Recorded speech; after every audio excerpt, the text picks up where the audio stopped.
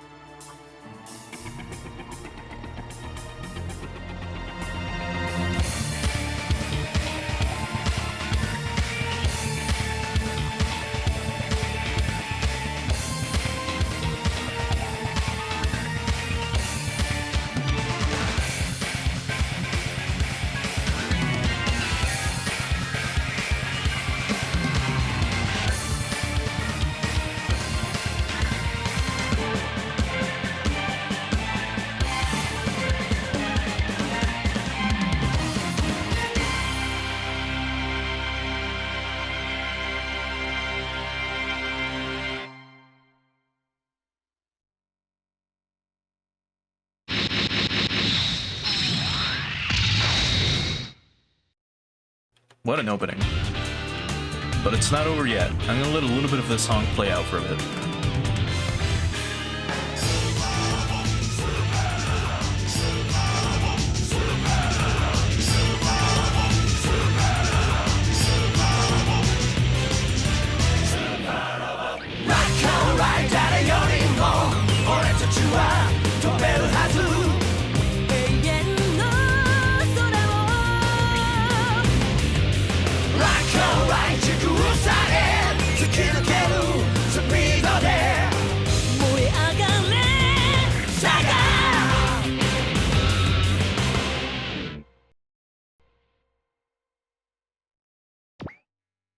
So that's a bit of, well, a song called Rocks by a band called Jam Project.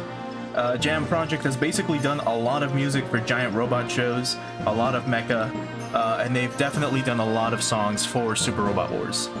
They've done a lot of intros for them, and they're all really, really, really fucking nice. So if you're ever interested, I would recommend it. Again, the song is called Rocks, literally like a pebble, you know, R-O-C-K-S. And it's by Jam Project. So, with this game, we get two paths we can take. We've got Kyosuke and Ryusei. So, Kyosuke is with the ATX team, and then we've got Ryusei with the SRX team. The short of it is, these are two different teams, somewhere like on the planet, and they're testing out different machines, right? So, Ryusei's team, they all pilot real robots that combine into one giant robot. The SRX, right? The titular SRX. And then we have the ATX team, which has mainly just real robots for the most part. So we're going to be checking out the ATX side for this playthrough. This is what was recommended to me when we did it last time, and we never finished it, so we should probably actually do this. So we're going to choose the ATX team. So we'll begin with these two. Well, with one of them, which is going to be Kyosuke. So here we go. Yeah, I've been told the ATX team is a very fun route as well. So I'll probably check out the SRX one on my own. But here's another cutscene. So we'll let this play out.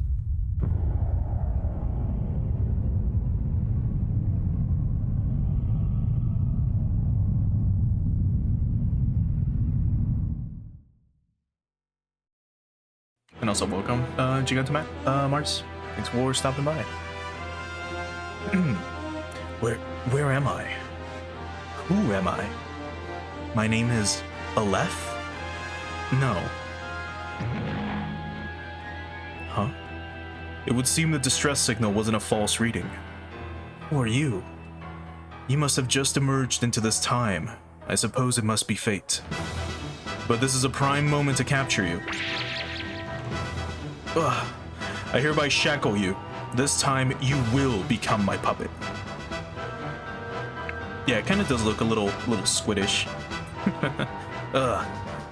There are those who have stepped forth from the Forbidden Land. They broke the barrier themselves. Now we can meddle freely with that planet. Ugh. But we must act before the full Emperor and those inspectors do. It must be we, the Gozel, who hold the final trump card. Ugh. Carry out your mission, Aleph Balsam. I shall observe from a distance.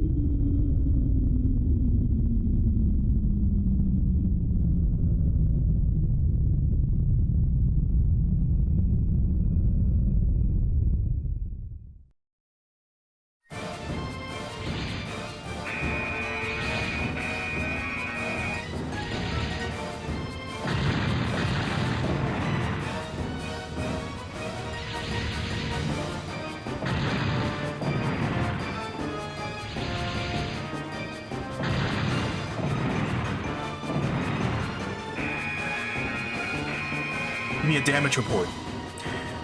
This guy looks so much like... And what's his name? He looks so familiar. He looks a lot like a very specific mecha anime character. I'm on the tip of my tongue, but I can't remember who. Anyway, heavy damage to blocks 4 through 9, as well as the secondary bridge. First and second main cannons are inoperable. And the Gigantskudo? It is the Gigantskudo. The unidentified machines have it surrounded and pinned in place. Ugh. Captain, their military strength far exceeds our own. I suggest we retreat. Blast. Can we really do nothing to stop them? Those insectoid weapons of theirs are clearly built with technology more advanced than our own. So, they're alien? That seems likely. Worse yet, we're completely outmanned.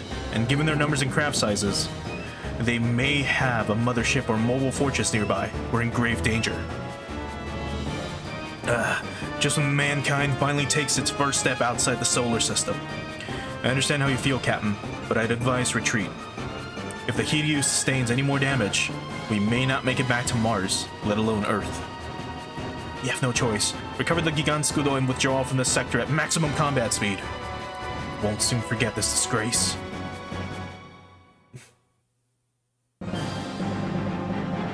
So, it is the age known as the New Common Era. Nearly 2 centuries have passed since mankind began its advance into space, but the lives of its people have not seen significant change since the dawn of the 21st century. The reason for this falls upon 2 meteors that collided with Earth in the old AD era. The resulting chaos and destruction temporarily halted the advance of all human civilization. This in turn led to the year NCE 179, which is the 3rd meteorite, a meteor known as -3 or Meteor 3, fell in the Idonius Island. The one who investigated Meteor 3, Dr. Bayan Zoldak, declared it to be an artificially created object, though he could not ascertain who dropped it on Earth or for what purpose. What gave him this conviction was the fact that Meteor 3 appeared out of nowhere in the L5 sector before falling to Earth. In addition, it was confirmed to have decelerated before landing. Furthermore, upon its inspection by the researchers, Meteor 3 was found to contain materials and technology that mankind had never before seen. This was termed Extra Over Technology, or EOT for short. The Terra Federation government forwarded the EOT Council out of its highest officials, who then appointed Dr. Bayan, to the head of the EOTI organization, where EOT research would continue under the strictest secrecy. Soon, the data was discovered regarding articulated mobile weapons over 10 meters tall, thought to be utilized by what could only be intelligent extraterrestrial life forms. This finding gave Dr. Bayan strong suspicions towards its creators. Dr. Bayan hypothesized that the intelligent extraterrestrial life forms offered humanity this technology for some unknown purpose and concluded that they would most likely fulfill that purpose by invading Earth. He warned the federal government and the TFF that the intelligent extraterrestrial lifeforms codenamed Arrogators posed a serious threat to humanity. Major General Norman Slay, viewing the situation with great concern, proposed the Earth Sphere Defense Plan. This led to the development of the humanoid mobile weapons known as Personal Troopers, or PTs, weapons capable of fighting against the Arrogators. Holy fuck, I was dreading reading this. I was like, I know it's coming. And I should note, this is a semi-blind playthrough, like I said. We got up to like chapter 9 or something of the ATX side before stopping last time, so this time we're going to go through it completely. Anyway, Terra Federation Force Far East Branch, Izu Base. And so, your mission is to test this machine. Lieutenant Colonel, permission to speak. Let's hear it. I took a look at the design doc for the Wildhaubite. It's highly unstable during transformation. I think I misread that. Hold on. No, it is a Wildhaubtier, which means like wild predator, in German.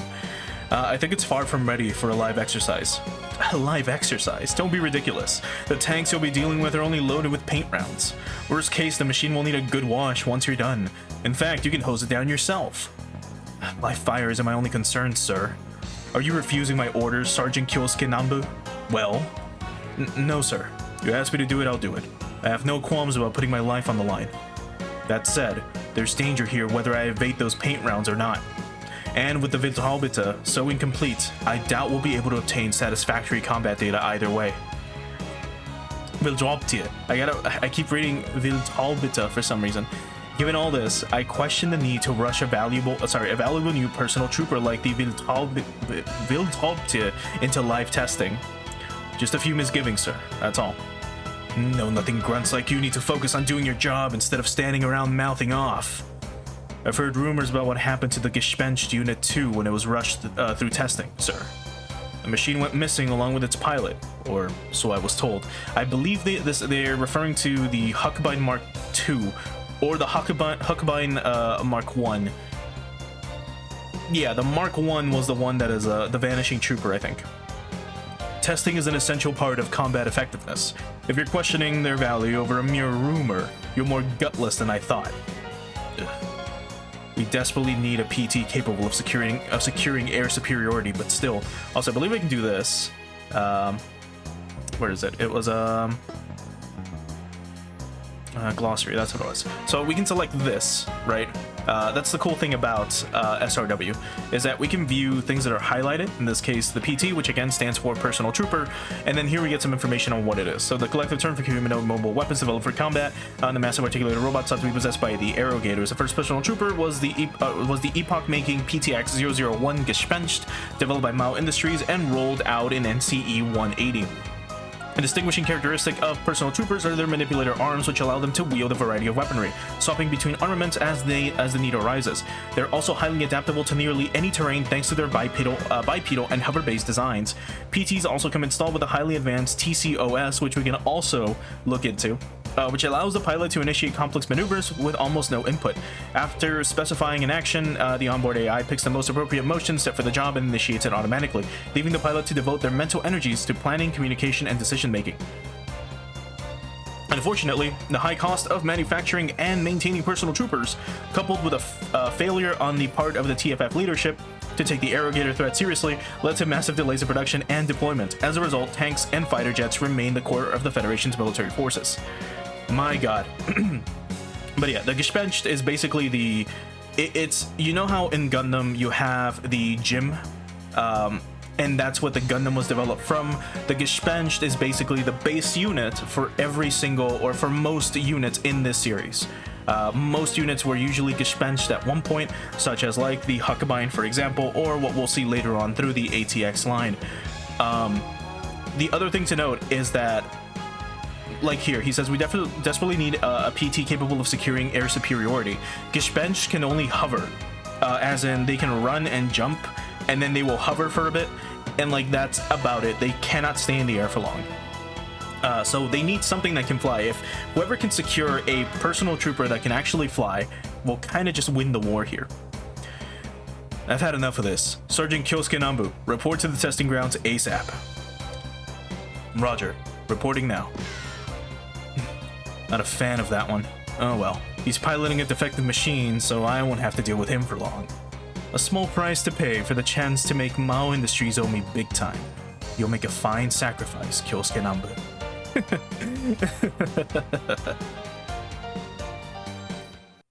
Also, hey Experiments, thanks for stopping by again.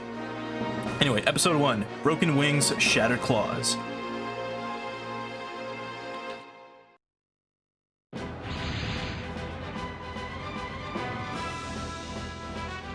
The Beowulf has made a successful takeoff in flyer mode.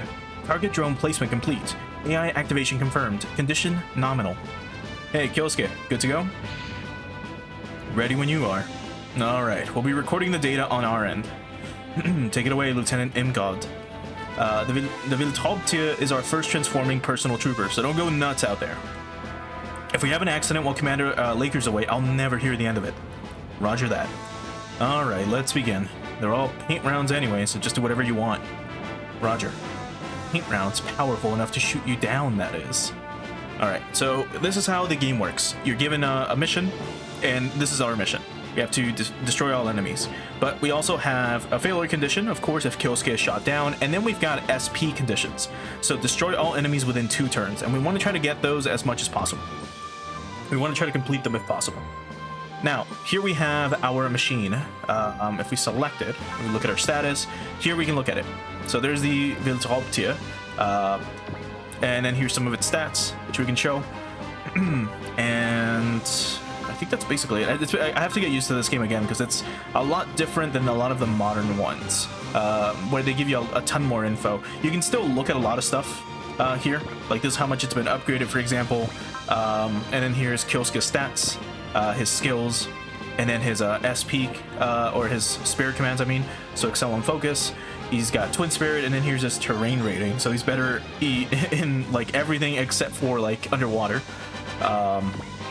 He's not an ace yet, and then here's all of our attacks, right?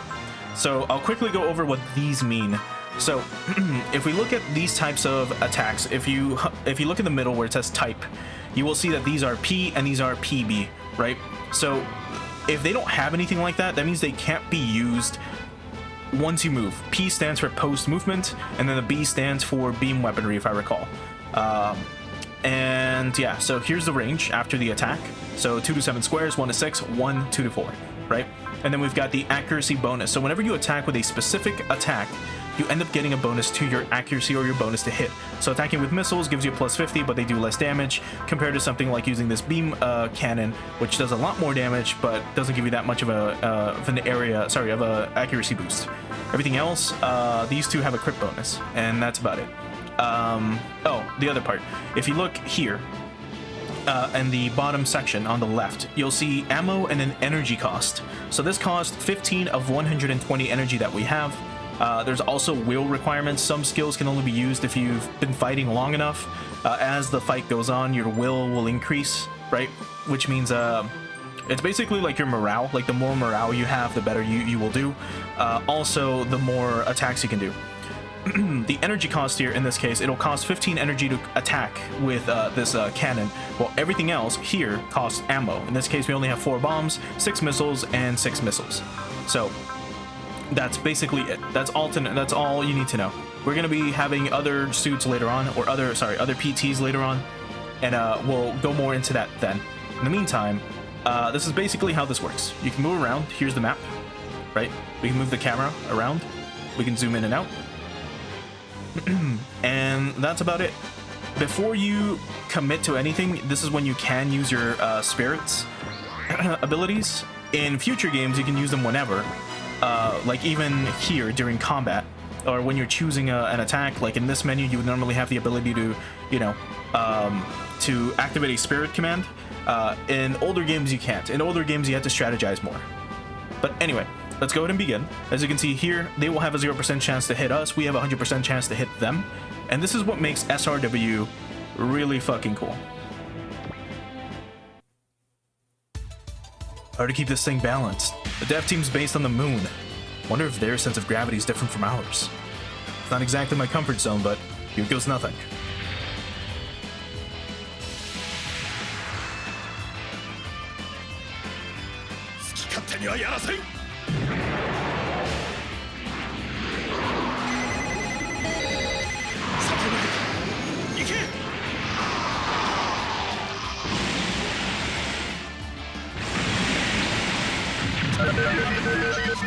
Oh, that's so cool. The animations in this game, like I said, are superb. They are amazing. Even basic shit like the tanks moving is incredible. There's so much little detail put into everything. And I mean, if you're just a fan of animation in general, like, you will love SRW. Wait a second. Those weren't paint rounds, they're packing heat. This is Sergeant Kyosuke Nambu. Lieutenant Colonel Hans, do you copy? We have an emergency call from the pilot, sir.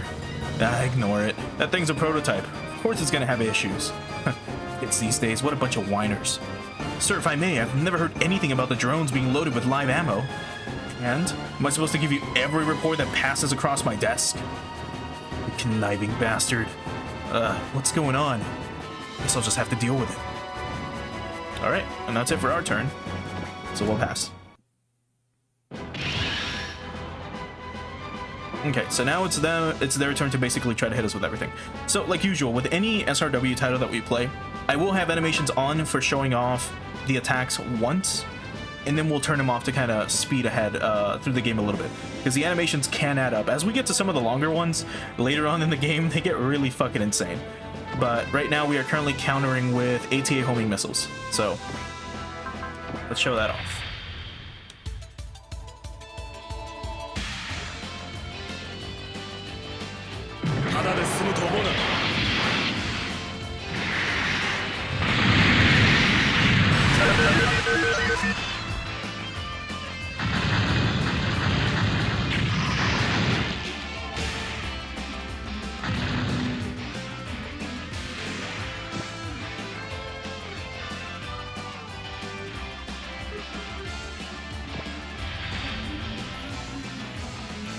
One thing we can also do, by the way, is speed up these attacks. So if you just hold circle, you can have them attack faster. Like here.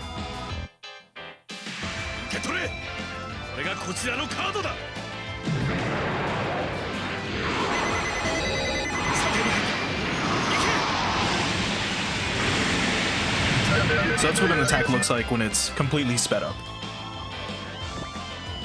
So I'm not going to be doing that often, but that's just something you can do. Also, pay close attention to the thrusters on the back of this plane, and look at the little circles that come out of the like the thrusters. I had never noticed that before until, you know, this playthrough. When I was testing the game out a bit ago. It's super fucking cool because we never see these things like ever again, I think.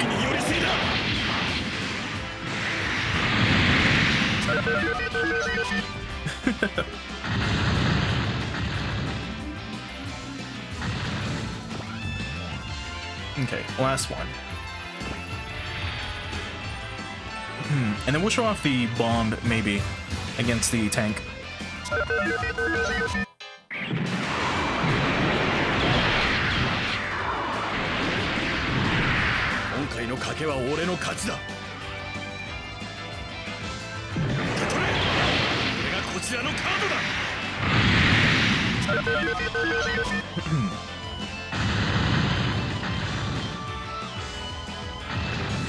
Okay. This is the final turn. Let's wrap it up. So if we move here, I believe. Yeah, we can do the low altitude bomb. What's our chance to hit? 98. Yeah. And just in case, this is SRW. Like, a 98 can still miss, and it will miss. It will rarely miss, but it will still fucking miss. Focus gives us like plus 15% to, I think it was evasion and accuracy. So this is what we're gonna hit him with. We're gonna hit him with the low altitude bomb. So here goes.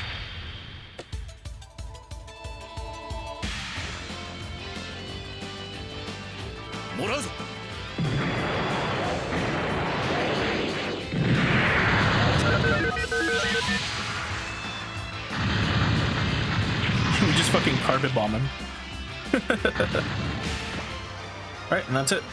So we leveled up and we get the skill charge. So we also get 5 SP. It's time. Well, Sergeant, aren't you the top gun? How about testing the emergency transformation sequence next? Say what? The hell are you trying to pull? Do you have any idea what could happen if that thing transforms right now? Sir, I think I need an explanation. Why were the drones loaded with live ammunition? Shut up and continue the test. Or are you chicken, Sergeant Kyosuke Nambu? Roger. Commencing test of the Hobbitia's emergency transformation sequence. Something tells me I'm being set up here.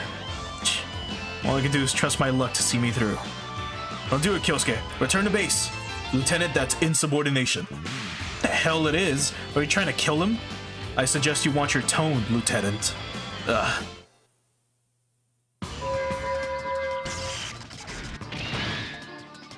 The transformation isn't finishing. Ugh.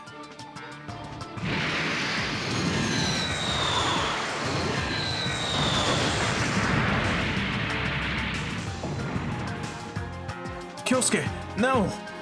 We have an emergency situation. The Beowulf has splashed down. Sergeant, come in. Sergeant Kyosuke, do you read me? Oh, how could this be? What a tragedy it is to lose such an exceptional pilot. Mao Industries must be taken to task for this debacle. Lieutenant, have the unit return to the moon as soon as it's recovered. This is all Mao Industries' responsibility.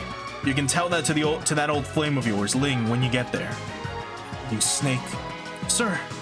What? Didn't you hear my order? Retrieve the Beowulf and... The pilot survived, sir. We just confirmed it. What? Kyosuke. Kyosuke, do you copy? That bastard has the devil's luck. I'll just have to use the accident as a pretense to have him expelled from the Far East Branch. What a pain. I think I'm in one piece, other than a few of my ribs. Looks like I managed to survive. Again.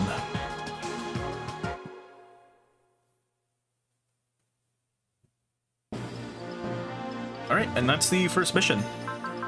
One thing to note as well that I forgot to mention. So this game, like I said, it got translated, I don't know how long ago. I think it was like 2 years ago. It finally got an official translation, not just for SRW OG1, but also 2, which come on the same disc essentially, or come in the same box if you buy this game. The other thing to note is that this game is currently upscaled. With the current technology that we have to play these games, we have the ability to upscale these games. So I believe it's running at 4x native resolution, if I recall. So that's why the game looks a lot crisper, and like a lot of the text is legible. If it was running at native PS2 resolution, which is like 480, this thing would be very blurry. But it is at like, you know, I don't remember if it was at 1440p or I have it set to 1080. There's one of those two. I think it's 1440. I'll confirm by next time. But yeah, that's why the game looks so nice. If we would have zoomed in on a lot of the models on the map a bit ago, they would have been very, very, very blurry otherwise. But due to the upscaling and some other tweaks here and there, the game does look a lot smoother. Anyway, so this is our main menu. We can see our pilots here. Here's Kyosuke, right? Everything that we saw before. We can look at our units, which we have none at the moment, and we can search for stuff. And we're told what they do, right? So here's Excel, which we have. Gives us +3 movement. Increases dodge chance and accuracy by 30%. And then charge. So anything that's not a map weapon can be used after moving for 1 turn. And we have other abilities, other skills, etc. that we can look into later. But for now, like, that's all we have. And then here allows you to move again after destroying an enemy unit in the next combat. So if we have a squad and we've got this active, I believe we're able to just trigger it. Again, it's been a while since I've played SRW OG2, so I do not remember a lot of it. But I do know that this was the first game, I think, to add the twin, like, combat into it. You'll see what I mean later on. You can have a squad with you. Okay, here we can train our pilots. We can use some PP if we have any, and we can increase certain skills such as melee, range, all this stuff, right? Same with these perks. We can actually try to give him something else. We can try to improve counter. We can try to improve commander, other shit, right? That's available. Anything that we have here. So all this is stuff that we'll need later on, but for now we can hold off on it. If I recall, potential is pretty good. Yeah, like potential is just your general stat boost, like afterwards. Support, attack, and defense are pretty good. Counter is always pretty good. This boosts, yeah, physical attacks, this boosts range, and so on and so forth. Attacker is great. SP up is really fucking great. Like, we really want SP up. Anyway, we'll learn about those more later on. We can also upgrade our units when we have some, upgrade our weapons when we have some, same with pilots, etc. Parts, modules, and then this is our data and everything. So let's move on to the next episode.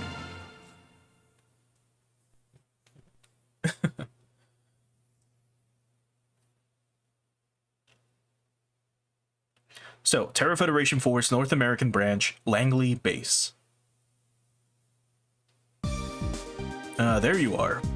Excuse me, I'm Second Lieutenant Kyosuke Nambu. Been assigned to the TFF North American Branch Base as of today. You can spare me the formalities. I'm Greg Pastrol, the commander here. I heard what happened to you. Real disaster, that. No, sir. As a pilot, I was responsible for the loss of the unit. Personally, I'd question the ones who gave the order for the mission to start with. To top it off, they gave him a special promotion as an excuse to kick him to the curb. I can't see Laker being behind this. The one who cooked up this has got to be his subordinate, Hans Viper. Is something wrong? No, it's nothing. Anyway, your next deployment will be in... Excuse me. What is it, Lieutenant? I thought I told you I'd send him to meet you once we were finished.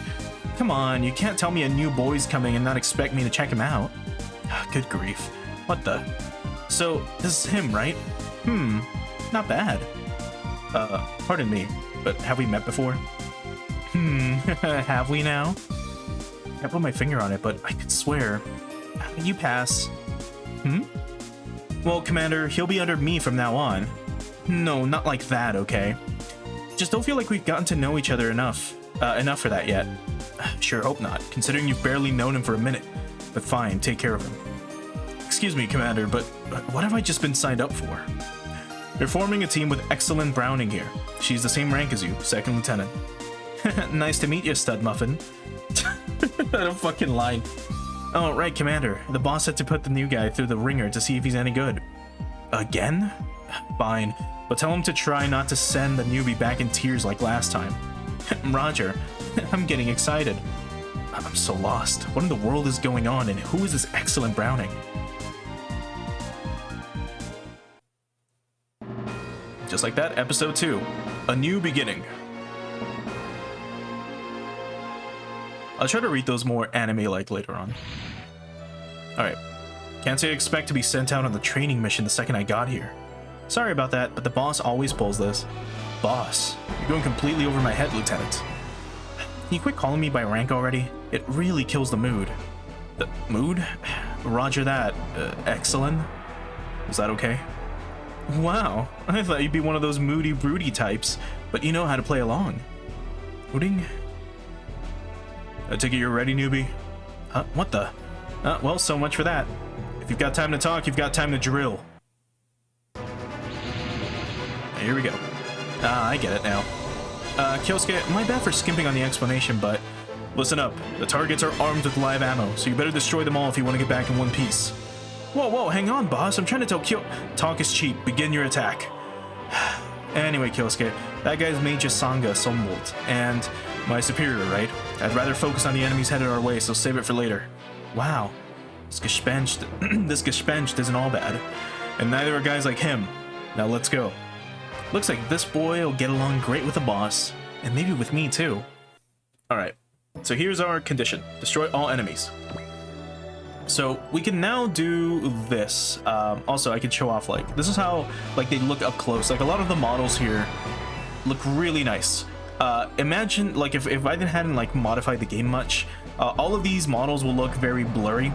Like, the little, like, black lines that are outlining the models, or any of the sprites that add little details, like the stripes, the orange bits on the tanks, those would all look very, very, very bad. But anyway. Here we have Excellent.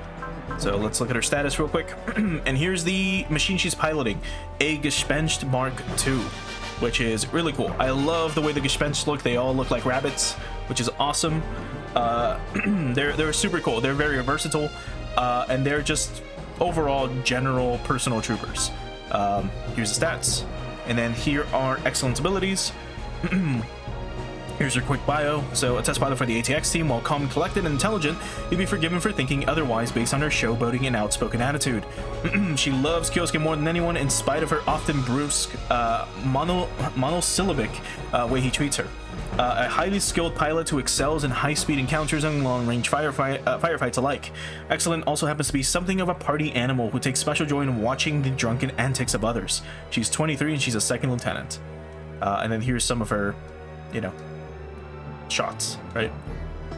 Oh, we can hear her voice as well. Hold on, like this. Like that. Anyway, so this is what the Gespenst gets. It gets a split missile, it gets a machine gun, and it gets the Jet Magnum. The Jet Magnum is super cool. We'll get to that later. For now, let's try this. Actually, I don't think we are able to yet. No. We're not. Okay, so let's go ahead and bust out the Spirit. Let's excel. And let's try to get moving, because we need to destroy these things ASAP. And she can move here. Then we'll wait. Turn end.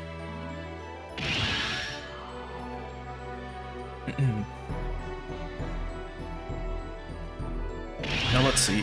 Can I do this? Oh, wait. Hey, can I ask you something? What is it? Was it really your fault that the prototype fighter got wrecked? It may have been defective, but the fact remains that I failed to master piloting it. I won't make any excuses. You're more like the boss than I thought. This is a battle, not a tea party. Save the chit-chat for when you shoot something down. I'd consider myself to be a little more empathetic. No arguing there. Now how about we get this place cleaned up? Alright, so let's get Excellent moving. She still can't do anything. And let's see. Well, I guess we can. Oh yeah. Okay, so you can use L1 and R1 to go from one unit to the next, and then I believe, yeah, and then you can use R2 and L2 to cycle through the enemies. So back to this. So let's go ahead and use focus to give ourselves the best chance possible, and let's start attacking with a machine gun. So let's go for this tank and let's show this off.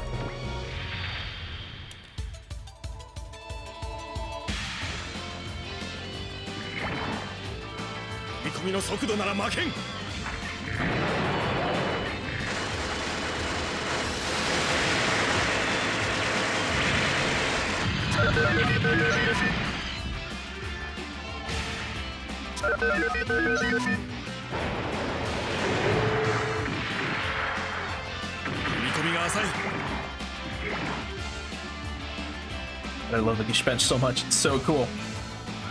Alright, that's it for this turn. We should be able to defeat them all within 4 turns. We're entering turn 3 after this one, so we should be fine. We'll skip the animation and we should counter. There we go. And then here's the other one. Let's show off the split missile, because this is a new attack. So here he goes.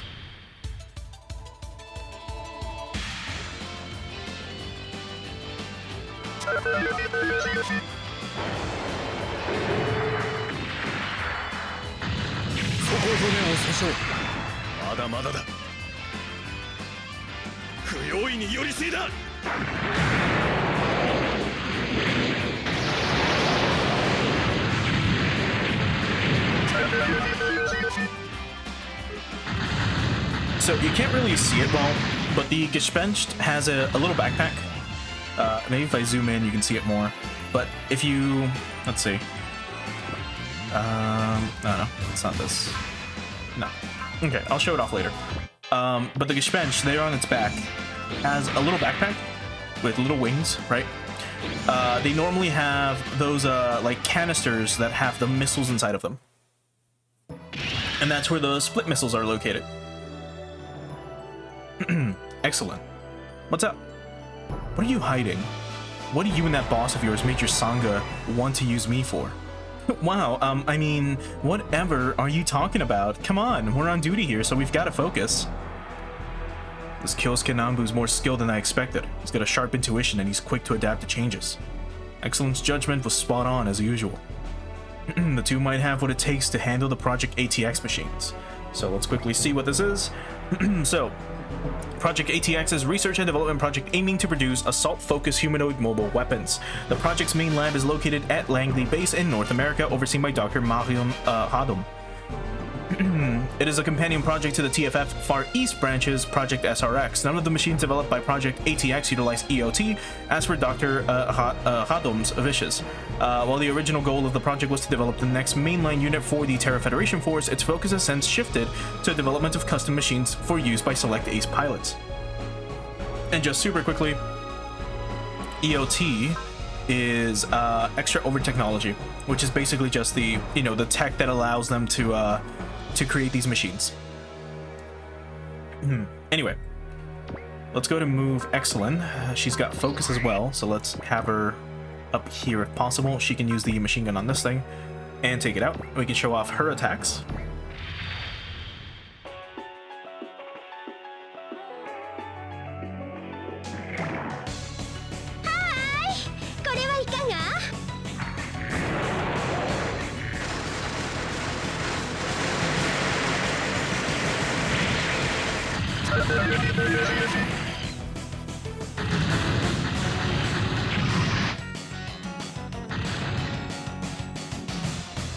And of course, her music is really good as well.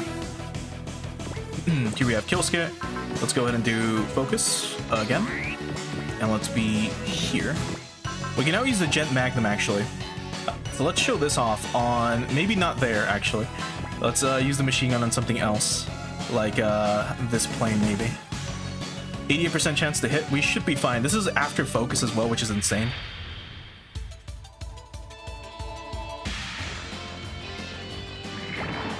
So here's the jet. So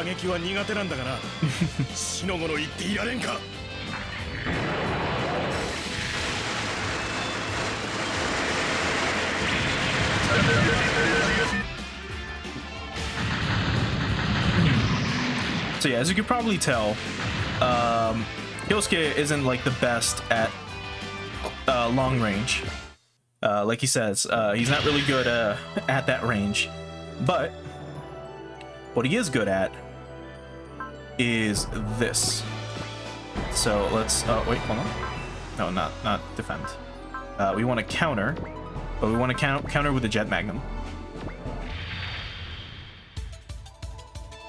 And this is what makes SRW so fucking cool. These animations are insanely sweet.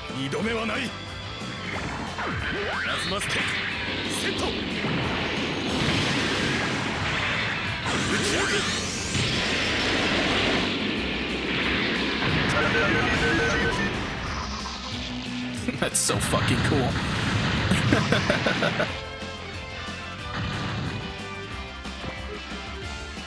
Alright, so let's, we should be able to counter with the missiles as well. Actually, the machine gun does more damage. Alright, we'll stick to this, in that case. This thing should be taken out, more than likely. There we go. And we can Jet Magnum this one, actually. We'll try it. We should be able to hit. Even, like, 79s can still hit, but they're pretty risky.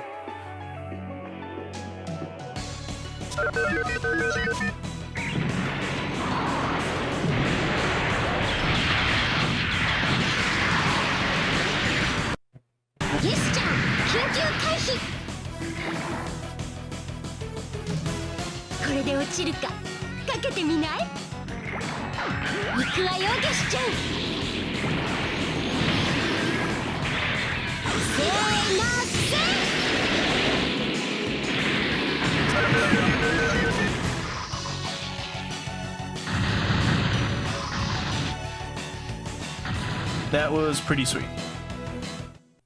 But alright, we have one more turn to go and one more enemy to go. If I check, actually. So if we go here, we can look at our objectives. Yeah, so destroy all enemies within 4 turns. It's currently turn 4, so this is our final turn to do this. And just to ensure it, let's focus. And let's just attack. And there we go. Now, we are seeing this, like, support attack as an option. I believe if we do this... no. So if Exelum was closer, like right next to us, and we both did a similar attack, we might be able to. I believe we do this. No. Never mind. I'll show that off later in other maps. But we'll have basically both of them attacking at the same time. But if we look at the support attack, if she was standing like right here, and she hadn't attacked yet, we could do something like this, and then both of them would attack together. That's basically what would happen. But anyway, that's the tank taken out, and that's it. That settles that. Wow, not bad. You cut it a bit closer than I expected, though. This machine's tuned pretty well, at least for this. Alright, drill's over. Roger, Major. Or should I call you boss? Call me whatever you like. Oh, I've got one for him. How about honcho? Do you know that's a Japanese word? It's not bad. Seriously? He's so confused. Good work out there. So, what do you have first? Dinner? A hot bath? I'll start with writing my report. Oh, well, the boss picked a perfect time to show up. There you two are. Major Sangha. I don't care if you call me Honcho, you know. I can't tell if he's being serious. Lieutenant Kyosuke, I'm assigning you to test pilot a prototype machine developed for by Project ATX. I guess we're done beating around the bush. So, what's this Project ATX? It's a project centered around the development of assault-oriented humanoid mobile weapons here at the Langley base.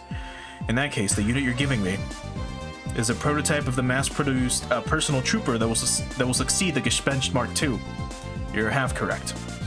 Project ATX also conducts tests on other units and trusts it to it. Totally, trust me. I guarantee your jaw's gonna hit the floor when you see the boss's machine, or your money back. What money?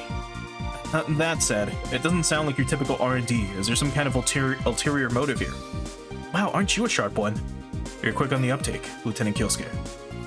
Put simply, Project ATX was created to stand up against the menace currently encroaching upon Earth. That's a bit settling. Is he talking about the organization I think he is? However, the Federation government and the TFF's top brass are far too short-sighted to perceive the threat they pose. That's why we need to change the status quo. No, to train a force capable of reaching quickly, reacting quickly to any threat. And you, Kyosuke, are the team's long-awaited final member. Welcome aboard, number 4. I'm the 4th one? Yeah, the ATX team's got one more member. ATX team? It's our unit's name. Allow me to formally welcome you to it, Lieutenant Kyosuke Nambu. Thanks for having me. If there's anything you want to know, just come ask me. You can start with my measurements. Oh brother. I don't know where this will take me, but at least I know I won't be bored on the way. Anyway, we've got a cartridge and a repair kit. So those are items we can use mid-combat. And there's the side buster. Oh, it's so cool. I don't remember if we get the side buster, or if we do, I don't know if we get into late game. But we now have units. We now have a Gespenst Mark II and a Gespenst Mark II. You can't tell, but I am switching them. Well, actually, you can tell here. By the pilots, up there. Right now, they're both the same, because they both have the same layouts. Split missiles, machine guns, and the Jet Magnum, which is their special attack. As we proceed, we will be getting other weapons. Let's see. We can also upgrade our units. So if we want to upgrade the HP, we could. We want to upgrade the energy. Energy is like stuff that you need to do attacks, or certain attacks, and also to move. In this game, I don't believe you recover energy by not moving. And I believe you recover a little bit of energy and HP if you go back to your mothership. Mobility is your accuracy and evasion, I believe, specifically. If not, it's just your evasion. And then we've got armor. In all of these games, at least, I usually always upgrade mobility first. Because the accuracy is something that's very important. Your ability to dodge and your ability to hit are super crucial in SRW. Mind you, most of the accuracy is dependent on the pilot, but having a high mobility just helps out overall for both of the units, or for any unit that you have.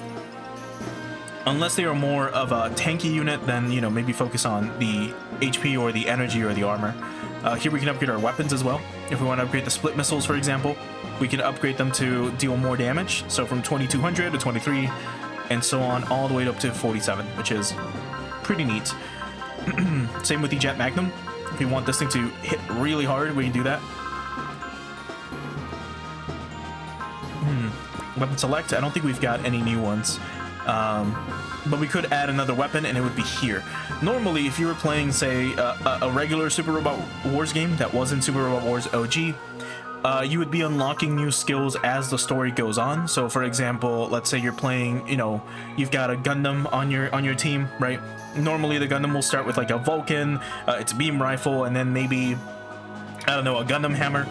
But then as it goes on, it gets maybe the missile launcher, or sorry, the bazooka, or maybe if you're playing as with the Zeta Gundam might get, you know, something else like the long beam rifle, anything like that, right? So that's just stuff to note. In this game, you add them yourself. So if we end up getting, let's say, another type of gun, like a revolver or some shit, we could add it here. Anyway, let's go ahead and save, and then we'll here. We'll save, and then we'll move on.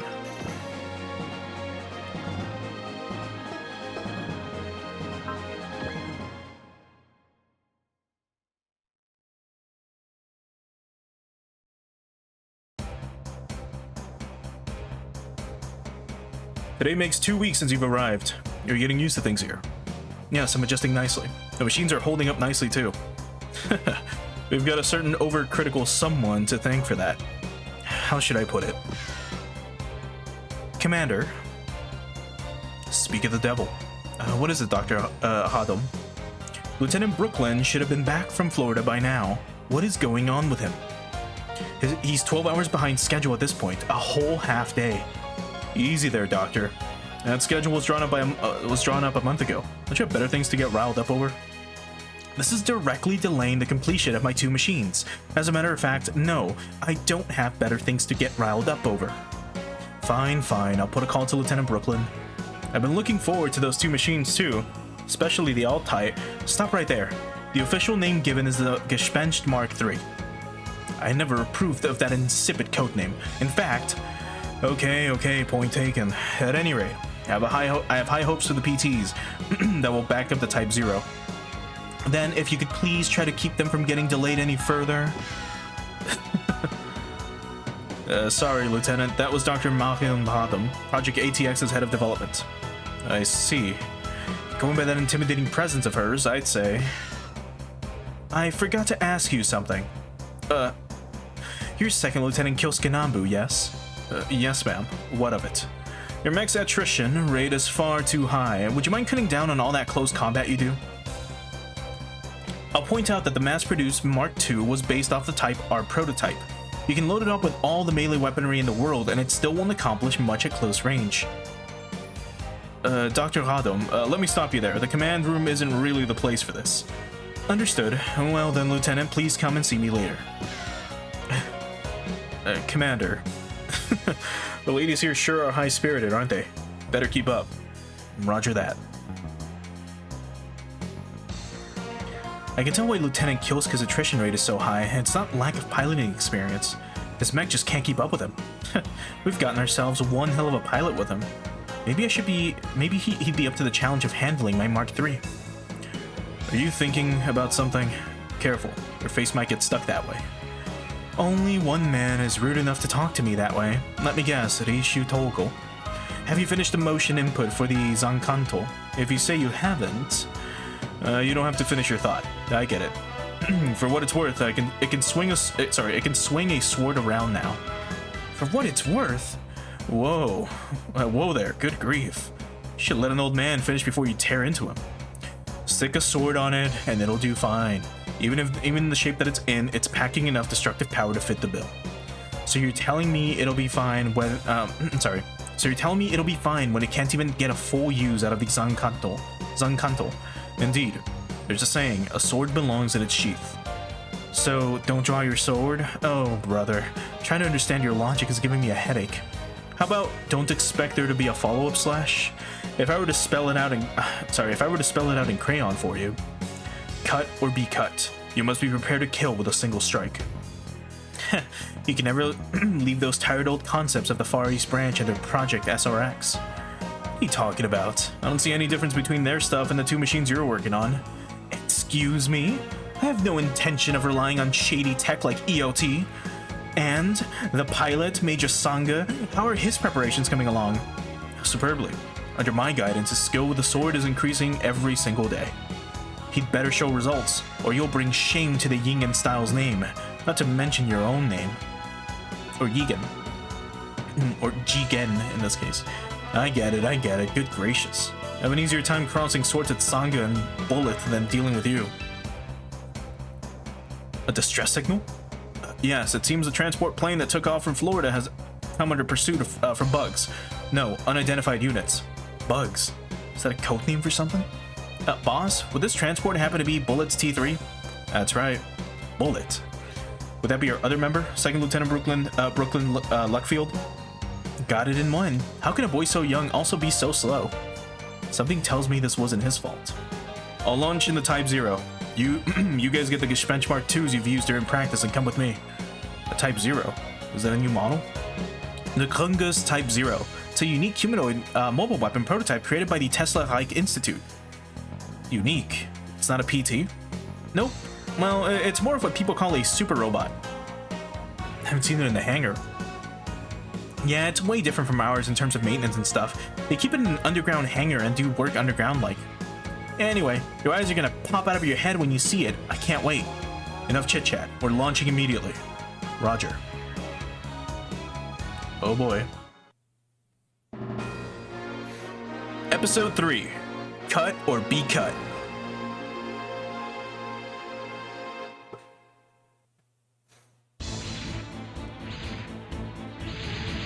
Oh boy.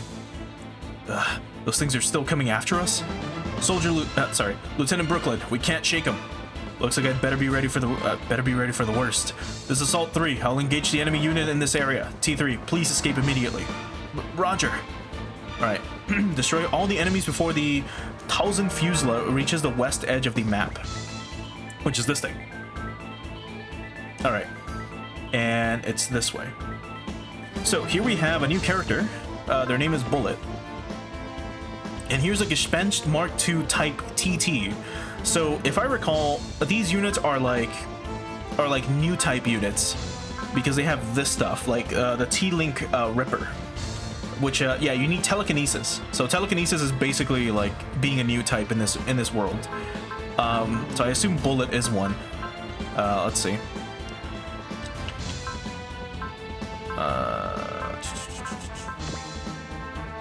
Usually, hold on, I think it's here. Yeah, there it is. So he is telekinetic, which is interesting. So he gets Persist and Bullseye, and we've got 8 units. No, sorry, 7. Yeah, just 7. All right, well, let's do it. Let's do. This is for, yeah, it's 1 combat. It's for 1 turn. So let's get to it. Let's move you here. Now let's start attacking with a Mega Beam Rifle. And let's hit this one. Right, here goes.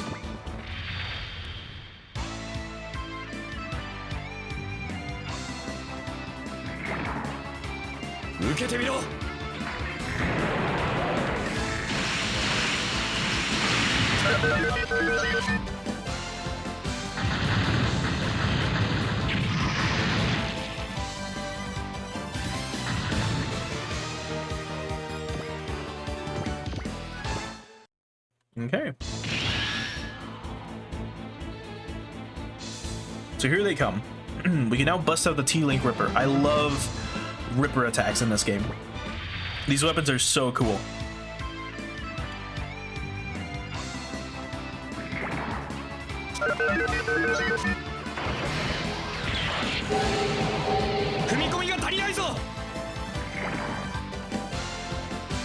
T-Link Ripper, set up, go!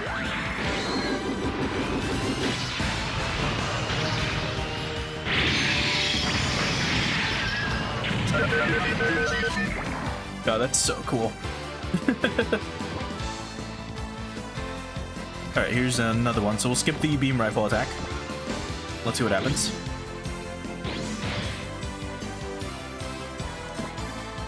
We need to crit more so we can take them all out, but from here we should be able to destroy them all. So let's do that real quick. They're gonna move. And again, we can't control them, but we can see where they're gonna move this way and kind of mark it. I think we would press select like this. No, actually, what's this? Free cursor. No.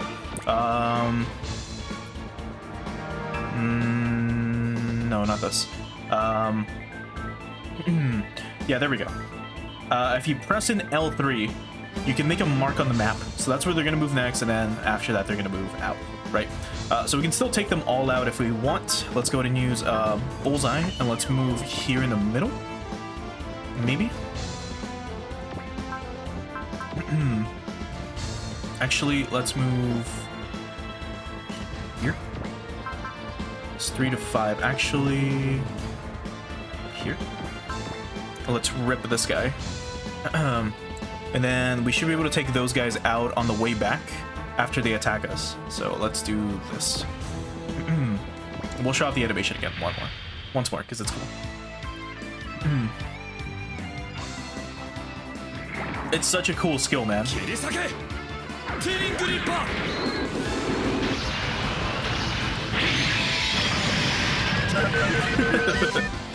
It's so cool. All right, let's go ahead and skip all the others after this point. So here they come. All right, so that's split missile, which is fine. So they're out. With just 1 unit here, I'll hit my limit soon. There has to be something I can do. Uh-oh. Oh no, the transport. The Gunga's Type 0 has arrived. Whoa, it's Commander Sango's mech. They're wide open. Oh, are we gonna see it? Senshin!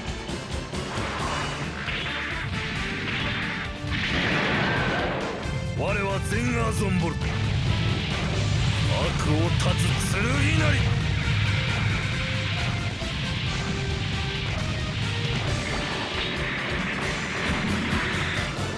王妃三冠刀 Spread the door!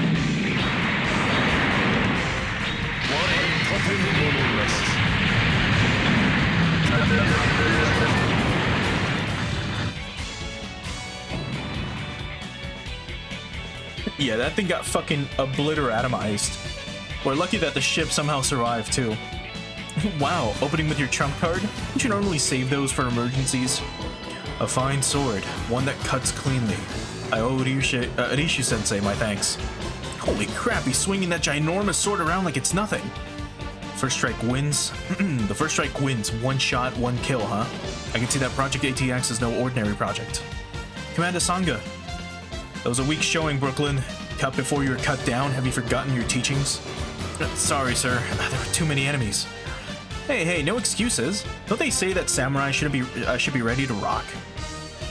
I was in trouble here. Anyway, it's not ready to rock. It's vigilant as a hawk. Ooh, the Japan fanboy corrects me. We've got a voice of authority over here. It's solid as a rock. Really? Wait, who's this? He's the ATX team new member, Second Lieutenant Kyosuke Nambu. So we finally found a fourth member? Nice to meet you. I'll be counting on you, Brooklyn. Roger. You can call me Bullet, Lieutenant Kyosuke. Alright, we'll cover the the Thousand Fusela until it escapes. All units stay sharp. Understood. Aye aye. Roger. Just what is that enemy? It's not like any fighter jet or personal trooper I've seen. Is that a new model of mobile weapon developed by the EOTI organization? A new enemy shows up at the same time a new member does. That's a little disturbing. Right, Bullet should be able to handle all these guys by himself, though. If I'm honest. Like, so long as they all attack him, they can get him. But we have one more turn.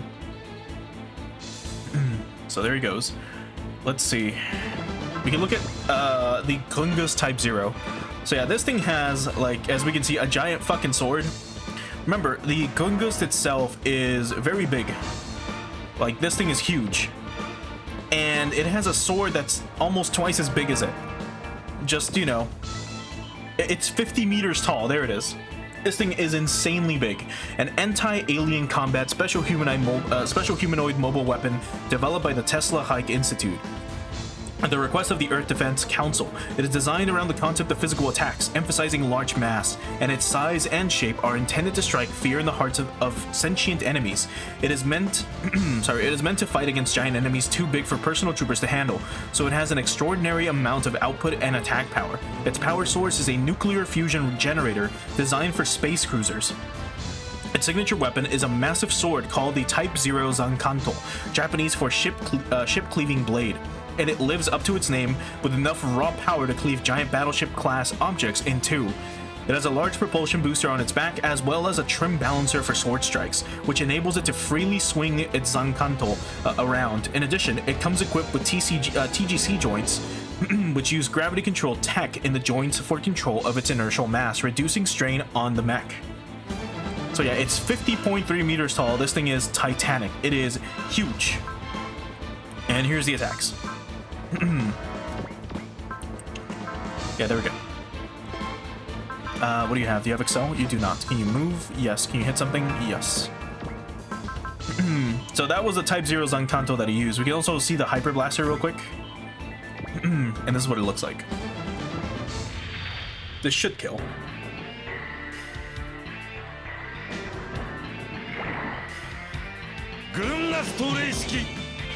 Kenzan! Hyper Blaster! Yakitsuse!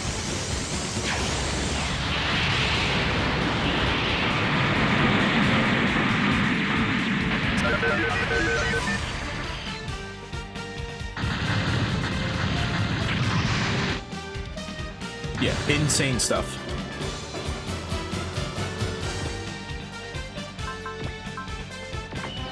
Let's go for Bullseye again, and also I guess we can check your status real quick. So here's the unit, the Gespenst Mark II Type TT. So it's 21 meters, it weighs 69 tons, which is pretty nice. The mass production model of the Gespenst Mark II, a personal trooper developed by Mao Industries. Its TCOS is set up to automatically select the most appropriate motions for the action that the pilot designates, with only a minimum direct control from the pilot. However, it is incapable of unassisted flight in atmospheric conditions, meaning that its only aerial combat capabilities consist of jumps and brief glides. The Type TT is a mass production variant with an onboard prototype T-Link system. It is designed to have a simplified interface by letting the system serve as auxiliary controls. So we're basically going to see the exact same stuff on the Gespenst when we check that out in a little bit. The thing is, again, this thing is just, it allows you to, if you're telepathic, it's better. So let's move here.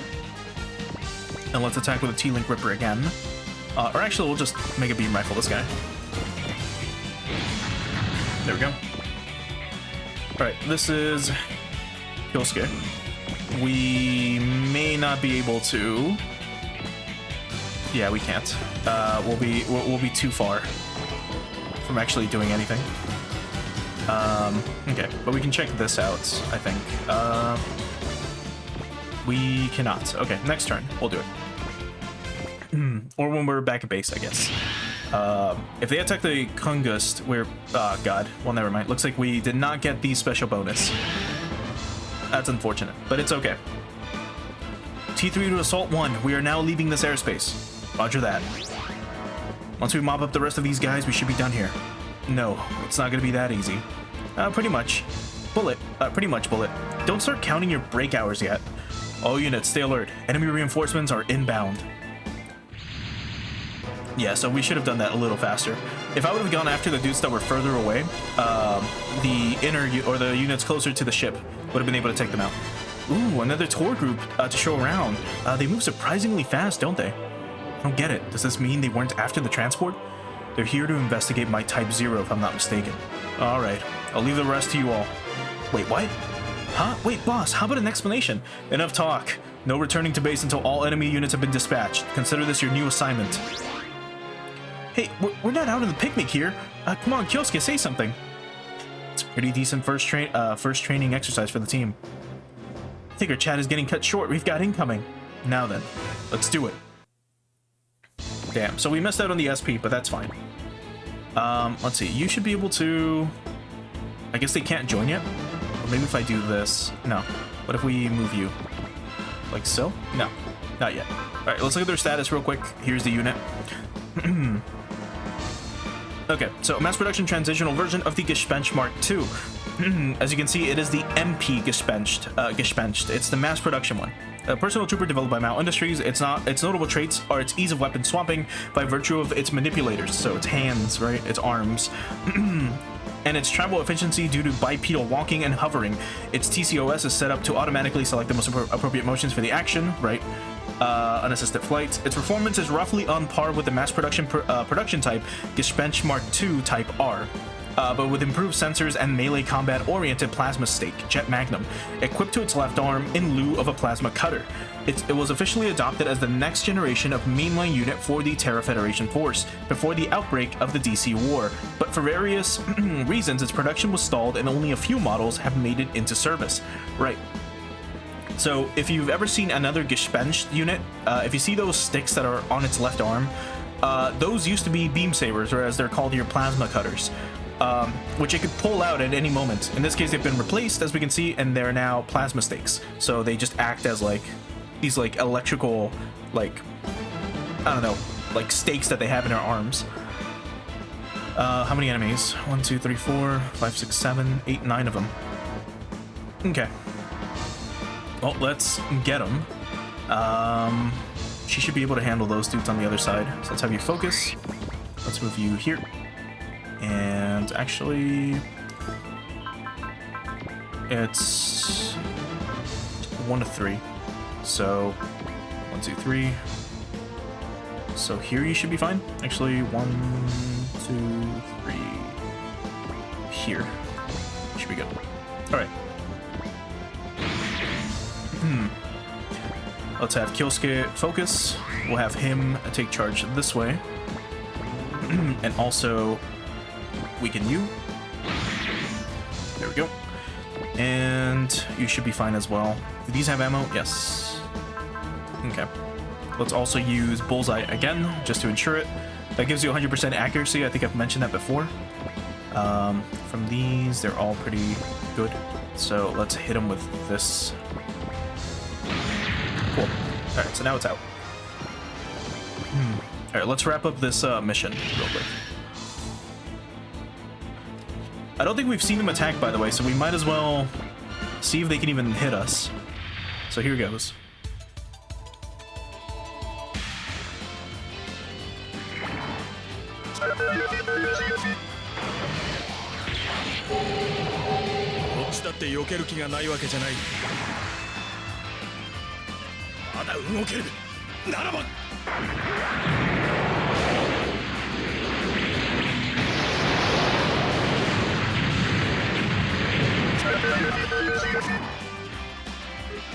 But yeah, that's their attack. That's what they look like. Alright, that should be it for the circle lasers. Yeah, it's just that. So we'll just counter. Again, they missed, we hit. Oh. Okay, they got taken out in one shot. And another one. Good.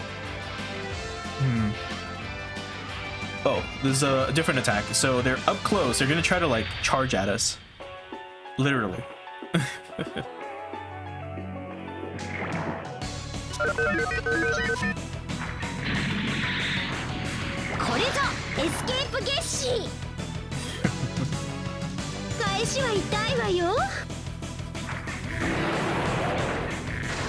I should have used the jet magnum. I should have checked if we could use it, actually.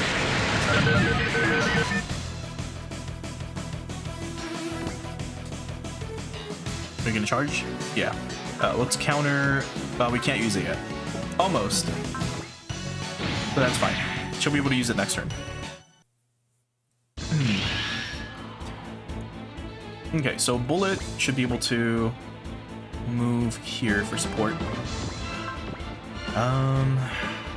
Yeah, I mean, they're all basically dead. So just go after this dude. Take him out. There we go. We can use focus. Move this way. And we can also jet magnum them, which is great. We'll show this off because it's just such a cool fucking attack. It's so neat.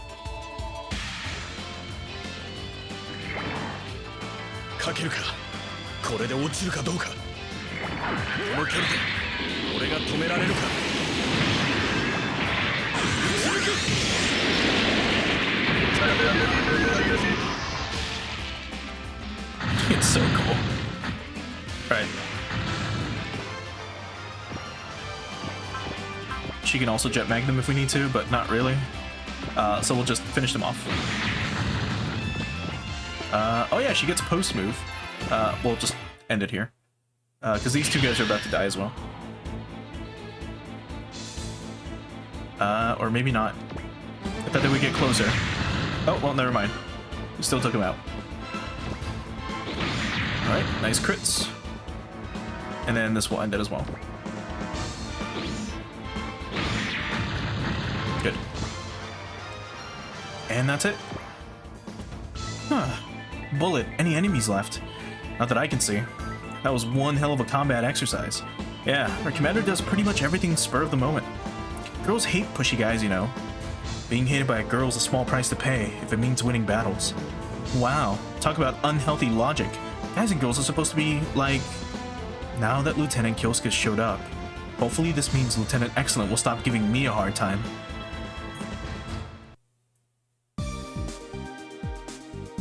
Great work out there. Great work out there. Looks like they work well as a team. Naturally. I wouldn't have selected members that couldn't make it through a fight like that. Is that so? Looks like I was right to put you in charge of the ATX team. Then again, you were one of the Aggressors' founding members. So the Aggressors... Yeah, a nickname given to members of the Next Gen Training Squad. And this is basically a squad formed to develop the foundational tactics and motion data of humanoid mobile weapon combat. The TCOS, including its database and core motion data installed on modern personal troopers, owes its existence to the countless test runs and exercises performed by the squad. Starting with squad member Kadawai Lau, the 6 elite soldiers who called the Aggressors home were Kai Kitamura, Tempest Hawker, Sanga Sombolt, Eltsam Ve Panstein, and Gilliam Yeager. The squad was disbanded in NCE 184 due to an undisclosed incident, but the striking personalities of its members have the invaluable results. Members and the invaluable results they produced have earned them near legendary status within within the Terra Federation Force. Anyway, please keep that to yourself. I haven't told Kyosuke, Excellent, or Brooklyn anything about my past. I see. Moving on, Commander, about the Arrogators. Reports say that there's been a higher frequency of scout sightings in certain areas lately. Yes, I've seen that report. Certain areas of North America, Southern Europe, and Far East, and the Marquesas Islands, yes? The common thread is they are all places where anti-Arrogator weaponry is being researched or developed. It's possible that they were there to investigate those two new units, or the Kungus Type 0. It's hard to imagine their intelligence gathering extends that far. Are you sure you're not just reading too much into it? In any event, the day when the Arrogators begin a full-blown mobilization isn't far off. Well, the cargo we've been waiting for has finally arrived. Commence testing immediately. Yes, sir. That's much better. Oh, hey, Kyosuke hasn't come back yet? It looks like he's been caught by Dr. Hadom. I don't think he'll be coming back anytime soon. Let's see, I don't think... Where is it?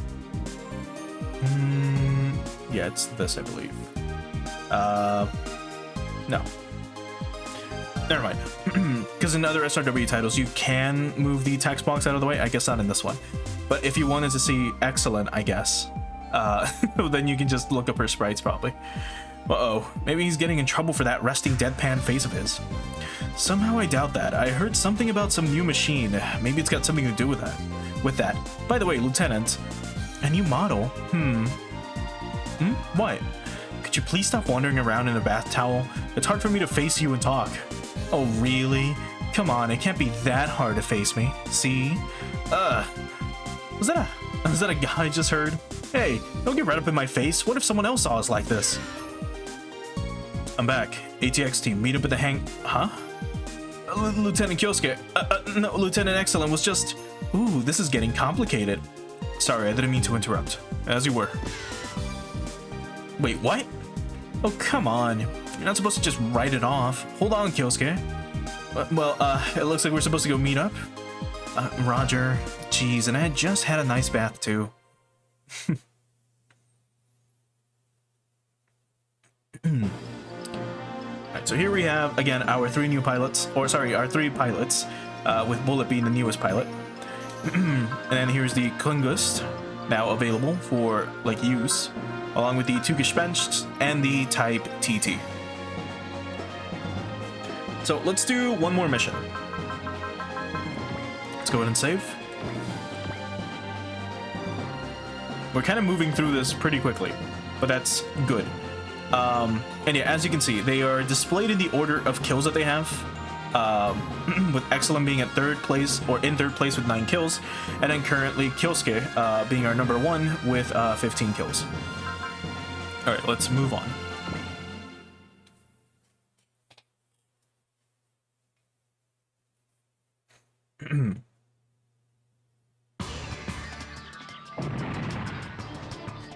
Ugh, can't you make this thing go any faster?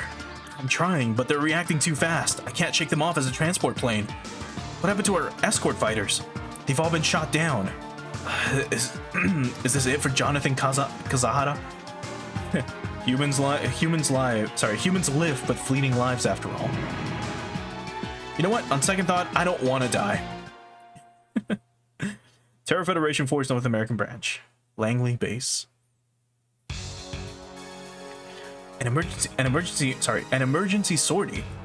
Yes, Dr. Kazahara's transport plane came under attack by unidentified units en route from the Tesla lab. They're getting close to us, but they're not likely to hold out long enough to get in range of our base's anti-air emplacements. This is a golden opportunity. Pardon? Lieutenant Kyosuke, can you spare a second? What is it? I just got orders to sortie. It's about that. I want you to pilot the you-know-what. Wait, the Altizen? Seriously? You mean the Gespenst Mark III? Hey, you know that name only gets approved after it passes military trials?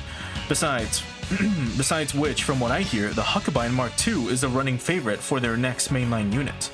Excuse me? My Mark III won't be outdone by some lousy follow-up to a failure. Personally, I'm not a fan of it either. Anyway, the Gespenst Mark III is already fully outfitted for live combat. So what you're saying is you want me to test it during our battle? Correct. And don't be afraid to run it through the ringer. Wait a minute. The Alt is just a newborn baby at this point. I said it's the Gespenst Mark III. Fine, whatever it is. Its concept is too extreme. It needs some serious fine-tuning. You're the one that came up with that huge steak knife on the Type O. Do you have any room to talk? Excuse me? Steak knife? Are you mocking the soul of the warrior? Consultant Narishu, believe me, I'm used to piloting poorly tuned machines. And besides, I have a personal interest in the Alt. At least someone here has an eye for quality. You don't see mechs this absurd looking every day. Absurd? Pardon me, ma'am. He's right, you know. The Alt's pile bunker is especially impractical in a real fight. A real warrior would only need one swing of the sword. Ridiculous. We're in the new common era, not the warring states period. The revolver stake works basically as a jet magnum. It shouldn't be any trouble. Well, if that's your opinion then. Achoo! Are you getting a cold, Excellent? I've got a serious case of the bath chills. Wait, what are you doing here? We're launching. We're just waiting on you, Lieutenant. Could you hurry up? Roger that. I'm taking the new model out. The new model? Are you sure about this, Lieutenant? You're more experienced with the Mark II. It's still a Gespenst, you know. Besides, I'll be joining you. What? Hold on. Marion, no one likes people who don't act their age. My age? How rude. Excellent. I need another minute. Hey, if something happens to Dr. Kazahara, he's gonna haunt you, you know? And he'll bring Lady Ghosts with him. I know. I'll roll out as soon as the Alt's ready to go. Well then, why don't you two take some of our spare weaponry with you too? We don't know what kind of enemies we're facing. Roger that. So we got a cold metal knife, 2 machine guns, and a shotgun. As well as a repair module. Episode 4. Steel Beowulf.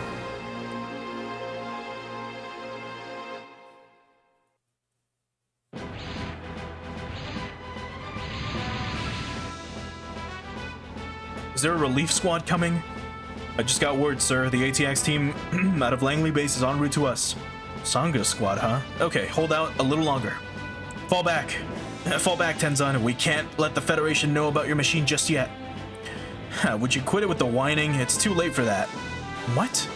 Besides, soon people all around the world will know about us. Don't sweat the small stuff. How dare you? I'll report this to the higher-ups. Sure, try me. You know I report directly to Old Man Adler, right? If anyone gets sacked, it'll be you. If you get it, then hurry up and down that transport. I want that loot. Wait a minute. Is that mech an armored module? Is this just a, yeah, weapons with jet design roots. Okay.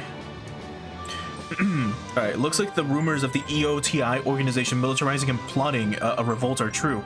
In that case, I guess there's a reason for wanting this cargo. I can guess a reason for wanting this cargo. We get attacks, we get homing missiles. So these are all our enemies. I don't believe we can look at their stats after, I think, once we've attacked them once. Meanwhile, shit. What was it? Circle? No. X? No. Square? No. One of these buttons usually lets you move faster. But anyway, let's get moving. Do you have, what spirits do you have? Okay. Well, let's get moving and just hope for the best. So here they come.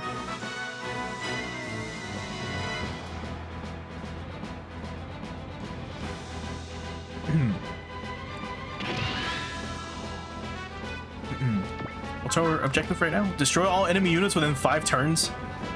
I don't think I can do that with you, but I guess we might as well start attacking then. Let's show off the homing missile. Jeez.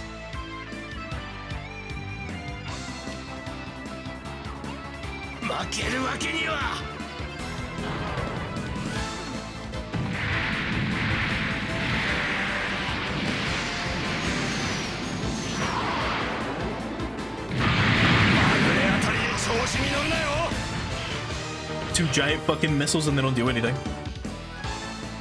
抵抗するな。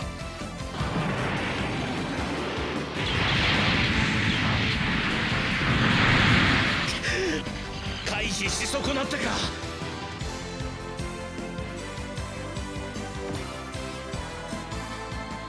Okay, we can probably look at it now. No? I think it's through here. Yeah, there we go. Okay, so here's the F-32 Schvet. And there it is. They don't have much. They're just little generic fighter pilots. Or sorry, just jets. An aerial fighter developed by Isurugi Industries. It's a next generation unit developed to function on any battlefield and blah blah blah blah. So it's just a jet fighter. Not that impressive. Let's end the turn because we still need to worry about these guys as we're surrounded. I don't remember where our allies will spawn, but for now we can try to evade maybe. No, they still hit us. So I guess we're gonna hope for defend and let's see what happens. They hit us, but for very little. We're definitely not hitting this. It's a 59% chance. Those are usually really low. We somehow landed it a bit ago, but like we'll be surrounded, but that's fine, I guess.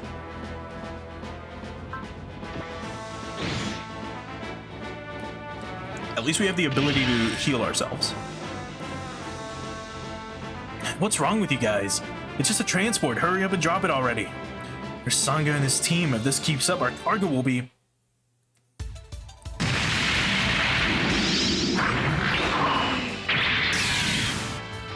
Oh, that's so fucking cool. Did we make it? Oh, we've got ads. And a type I don't have any data on, too. I don't think the Federation had anything but Gespenst. Is that Red Rhino Beetle a secret character or something? Is that PT what I think it is? Excellent. Brooklyn, we're going. Commander, in the transport. There's an M13 shotgun and a cold metal knife. Is it okay if we use them? Go ahead. If you think you'll need them, choose your weapons with weapon select, then launch after you've equipped them. Sir. Oh wow, they've got a repair module here. Maybe we should take it just in case. Right, so this is like your pre-setup, right? Like we can now add weapons to our units that haven't sorted. So we can give like the Gespenst here, for example. We can give it a machine gun, we can give it a knife, we can give it a shotgun or a mega beam rifle, which I believe is equipped to the TT. So let's... Is this even better than the one that we have right now? M950. There's another M950. We don't need two, but I mean, we could give it another one if we want more ammo. Let's give her the cold metal knife. And let's give her the shotgun as well. We'll give the TT the machine gun, just in case. There we go. Like, just in case anything happens, I suppose. Otherwise, I think we're just good to go. Yeah, let's launch. The Gespenst Mark III. It's in fine form. Whoa, you're throwing that defective thing into battle? Are you insane? Defective? I'll have you know, the Mark III is perfectly... hello? Assault 1 to all units. Provide cover for Dr. Kazahara's transport plane and intercept those unknown units. Assault 4, roger. Lieutenant Kyosuke, are you holding up okay? It feels similar to the Gespenst. Not bad at all. It's a little heavy on the horsepower, but I'll have to get used to... I'll just have to get used to that. Be careful. There's an armored module with the enemy forces. That's ridiculous. Those aren't even...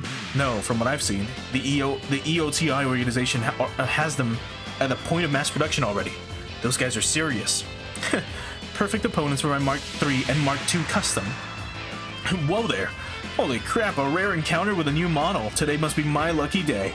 I was getting tired of the simulator training anyway. Time for a real battle game. Did you say battle game?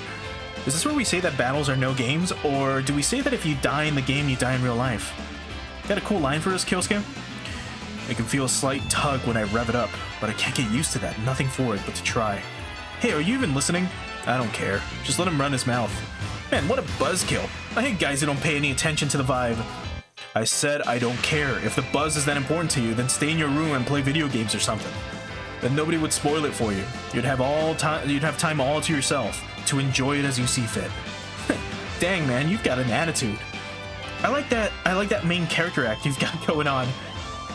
Too bad you don't get too bad you don't get plot armored out here in the real world. I think I've got a grip on this, but I won't be sure until I try it. All right, here goes nothing, alt. Hey, jerk! You just put me you just put me on ignore. All right. Let's move this thing closer to us if we can. Let's have you use, yeah, it's 2,000 HP. It gets recovered. Let's get moving. Actually, if we check, is it here? Yeah, defense plus 20%, evasion plus 20, plus 25 here in the mountains. Let's try to get it to the mountains if we can. So here, it's plus 20, plus 20. All right. So here's the Altizen. An awesome looking unit.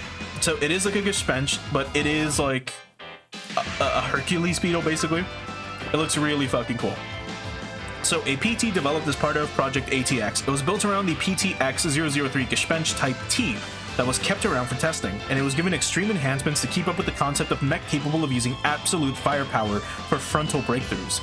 Most of its weaponry is closed and mid-range solid ammo weaponry. Its developer, Dr. Marian Lahadum, insisted on it being built without a single shred of highly dangerous EOT. It boasts unparalleled prowess in close-range melee combat, and with the right pilot, it can exhibit firepower on par with that of an SR. I think that's Super Robot? Yes, Super Robots. It's built with the intention of getting it adopted as a Terra Federation Force provisional mainline unit, together with the mass-produced Gespenst Mark II. So it was supposed to be called the Gespenst Mark III if it got adopted. However, the design concept was too far outside of the modern design paradigm, and its adoption as a mainline unit was justifiably called off. Because of this, it ended up stuck with a rather unflattering development codename of Altizen, German for scrap iron, unfortunately. But yeah, here is the Gespenst Mark III, or the Altizen. As you can see, it does have a beam coat, so it does take less damage from beam weaponry. And then here we have its attacks, the Heat Horn, as well as the 3-barrel machine cannon, the revolver stake, and the heavy claymore. These are all really fucking neat. But if we look closely here, let me see. This one.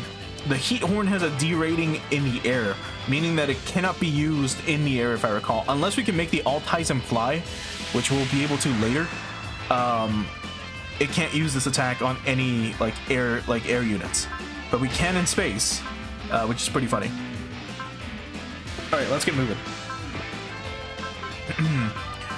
Excel. Now let's get out there. Let's test this thing out. Let's actually use focus. I was a little too cocky there. All right. Now let's use the revolver stake. So here it goes.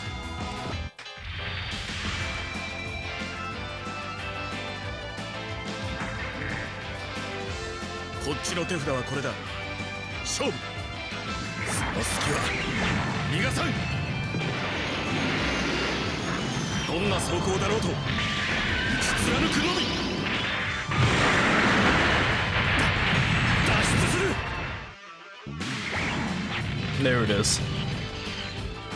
Yeah, so we just fucking use a pile bunker on a jet and we atomize it. It's insanely cool. Alright. Can you do anything? You can probably... Oh yeah, you can. You can heal the other ship.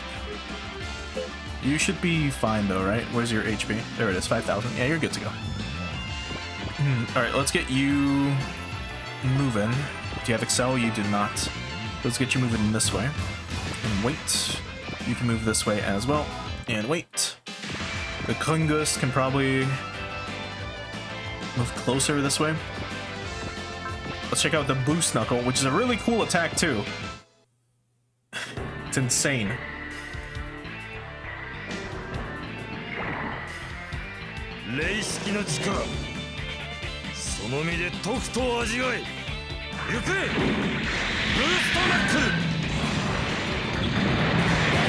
God, that's so fucking insane.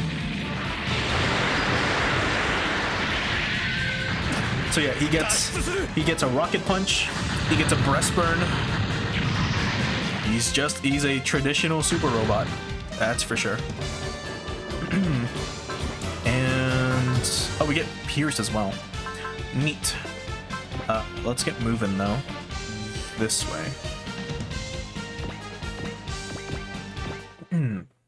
Yeah, here goes.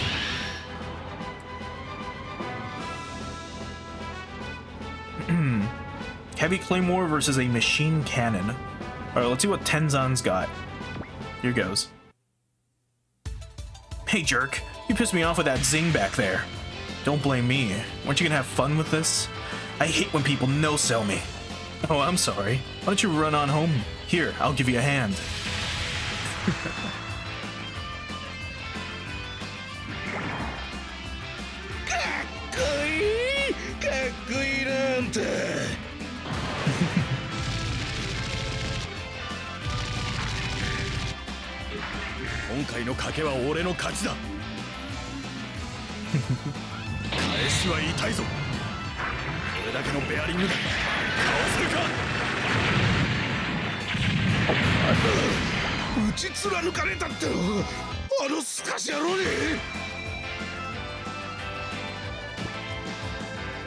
Yeah, we did insane damage, which is crazy.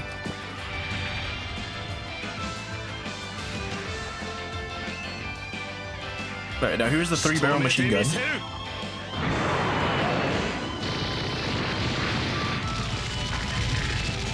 And we just keep dodging, which is crazy.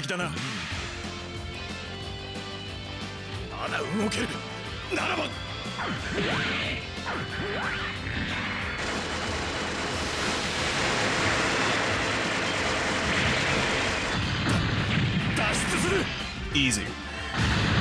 Yeah, so like the other Gespensts, like they've got, you know, like sabers, they've got, you know, electrical stakes. Here we can't counter. We can try to evade. In this case, we've got a machine gun in our arm, which is interesting. Again, it's for mid-range combat. Yeah, I guess we can try to counter.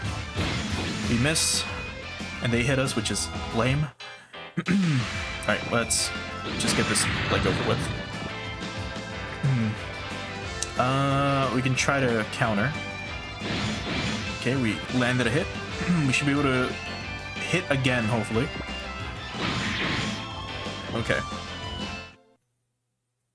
So we're fine in terms of surviving. In that case, let's do Spirit. We can do Trust from someone else. You. On him. And we can probably do it again. No, that's it. Okay. Chance to hit 67. Let's hope for the best. Let's see what happens. I gotta hope to God you fucking land this hit.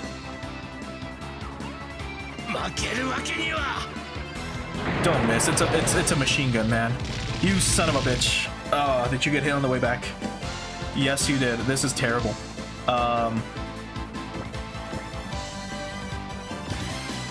Shit, that thing might be destroyed. Well, let's hope for the best then. Unless we can take this thing out and that just ends it. We'll see. Let's do Focus.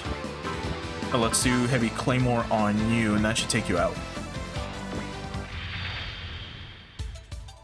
Ah, fuck. I hope we don't fail this mission. I should have moved the fucking machine. The cargo plane.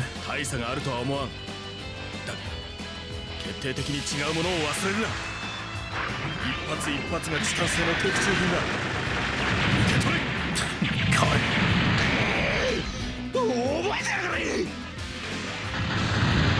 Imagine getting bombarded by metallic, like, cannonballs. Oh man, game over, huh? They played around too much. Oh well, it was a test type, so what can you do? I'm getting hungry. Plates. He just bounces. Alright, our counter leveled up. So he did drop an item, which if we do this, we move here to get it, and then we attack. We use the boost knuckle here to take this guy out. Afterwards, we'll pick it up, which is Chop-'em Armor. Usually some of these maps will have just things like those boxes dropped around, which you can try to grab and get something out of it. Alright. Let's have you use Bullseye. Let's take this thing out if we can. Actually, this gives you plus 45, just in case. So, That jet plane's out. Sadly, she can't get here. Let's hope that defending works enough to allow us to survive. 100%. Yeah, no matter what. So let's defend and hope to God we don't die from this. All right, we're good. Let's defend again. All right, we're good.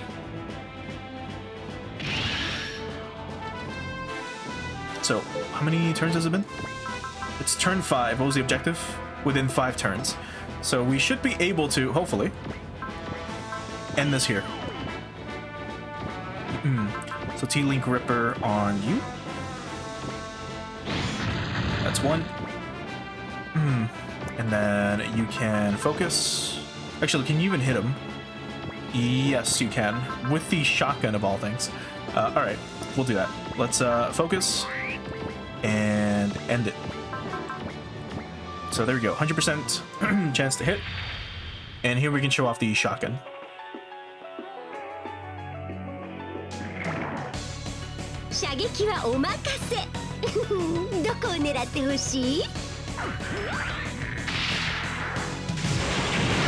My god. Imagine having your plane crushed by giant shotgun shells. And it dropped an item. Anyway, we got 5 SP. The enemy has retreated. It's over, huh? It's over? Don't give me that. Lieutenant, what was that? Your score out there, I mean. My score? I'm still trying to get a handle on the ult. You're still supposed to get results. That's your whole job. What good are you if you don't? Easy there, easy there. Kyosuke was doing his best out there. And even Dr. Kazahara, he has nothing to do with anything. As long as the Mark III gets perfectly tuned, Dr. Kazahara can get shot down for all I care. I'm right here, you know. She's always so harsh. She's pretty much tough as scales, huh? I think you mean rails, Lieutenant. It's nails. Still, the fact is that I still didn't get a full handle on this thing. No, I wouldn't say that. An AM armored module is an aerial combat model humanoid weapon. It's an uphill battle fighting them with ground combat model PTs, literally. However, do you have some countermeasure? Luckily, the answer to that is the cargo I'm carrying. Your cargo? It's the drive? Yep, my lab's been working on miniaturizing them. I guess all that, and they're talking about a powerful anti-air weapon, or a device that enables flight. But I'd rather master using the ult without relying on things like that. Alright, we got a repair kit. Out of that. But okay, back to Langley Base. Let me get this straight. An armored module is something that hasn't officially left the testing phase yet, and the F-32 Schvert, a unit that has yet to be deployed for real combat in the TFF. I'd say this is proof that Dr. Beyond Zoldak's EOTI organization is plotting a revolt against the Federation. Word has it that the Far East Branch has fought against an identical squadron. The situation is changing faster than we predicted. Indeed. But really, what in the world could Dr. Beyond be thinking? The very man that warned us about the impending threat against the Earth to start with. The EOTI organization has been analyzing the super technology from Meteor 3, the meteor that fell to Idonius Island. If they put the armored modules like that one, like the one we fought into mass production already, then the TFF as it is now may not stand much of a chance. And we got the water jet, which I believe allows us to move easily through water. But okay, let's go ahead and save. And just in case anything happens, we'll do a secondary save. But for now, I think this would be a good stopping point for today. So, let's get ready to swap on over to the ending screen.